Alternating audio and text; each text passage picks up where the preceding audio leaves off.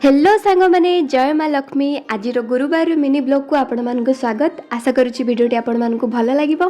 माणबसा गुरुवार माने प्रति ओडिया मानकर घरे घरे एमिति ही चिता पड़ी थाए लक्ष्मी मांकर आउ ए सब जहाँ भी चिता सब पड़ी ए सब मो मामा पकईछंती।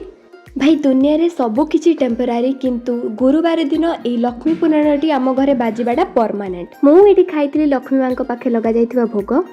तापर एठी देखंतु मो मामा एठी लंच प्रिपेयर करचंती। लंच रे जी हमर थिला अरुआ भात ता सहित डालमा सिंब आलू भजा साग पांपड़ आउ लेंबू आ लंका। आजिर खाइबा सबु बिना पियाज रसुण रे प्रस्तुत होइतिला जेहेतु आज गुरुवार। एमती बिना पियाज रसुण रे खाया पे मते बहुत भल लगे। खास करी जो मंदिर रे जो प्रसाद तैयारी होता है ये सब खाया पे मते बहुत ही भल लगे। माने खाइले गोटे आत्मा को गोटे शांति मिले।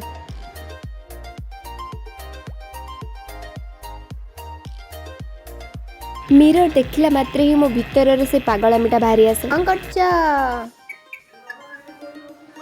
मो मामा आज लक्ष्मी मां पाखे चितौ पिठा भोग लगे तो सेटा मोड़ी क्षीर रे पकईकी संध्यारे आज आम काना पाखे रसगोला आउ संदेश भोग लगा जाइतिला। एक्चुअली सब जहाँ भी घर को मिठा से कान्हा ना रे मु ही सब खाए।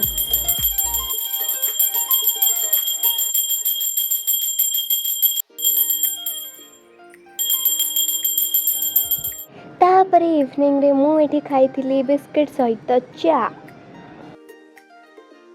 तापर आसी जाइथिला मोर डिनर टाइम आउ डिनर कर कर मु भाबिली कि रोटी सहित नड़िया लगे कि खाइबी केमती लागुची।